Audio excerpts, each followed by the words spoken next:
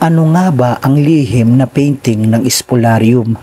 Mga katropa, alam naman natin na ang painting na ito ay ginawa ng isang sikat na si Juan Luna. Pero ano nga ba ang natatagong lihim ng Spolarium? Noong 1890, 2 taon matapos ipininta ni Juan Luna ang Spolarium, may isang bersyon daw ng obra na hindi kailanman ipinakita sa publiko. Ayon sa lihim na tala ng kanyang kapatid na si Antonio Luna, may unang bersyon daw si Juan na mas madugo, mas brutal at mas madilim, isang likhang sining na tila may buhay. Hindi ito pinakita kailanman dahil ayon sa mga kwento, habang ipinipinta ito ni Juan, may mga kakaibang nangyayari sa kanyang paligid.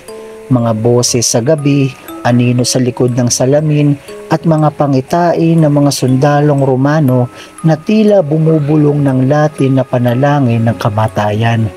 Ayon sa kwento, isang gabi nakita siyang umiiyak sa harapan ng painting habang paulit-ulit na sinasabi, "Hindi ko na sila makaya, ayaw nilang umalis." Makalipas ang 3 araw, sinunog ni Juan ang painting, pero ang problema, hindi ito nasunog, imbes nawala ito. Makalipas ang mahigit 1 siglo, isang art restorer mula sa isang museo sa Espanya ang nakatanggap ng misteryong kahon na walang pinanggalingan. Sa loob nito, isang lumang painting na halos kapareho ng Spolarium, ngunit mas madugo, at kung titingnan mo ng matagal, parang gumagalaw ang mga larawan. Mula nang dumating ang painting sa museo, isa-isang nawawala ang mga empleyado. Sa CCTV, huli silang nakitang nakatitig lang sa painting, hindi gumagalaw hanggang sa isa-isa silang nawawala sa likod ng dilim.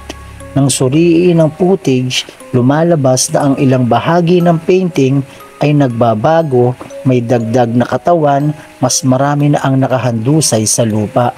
May nagsasabing ang bawat nawawala ay naisasama sa painting at hindi na nakikitang muli. Ngayon, ang lihim na painting ng Spolarium ay iniingatan mabuti sa isang underground vault ng museo.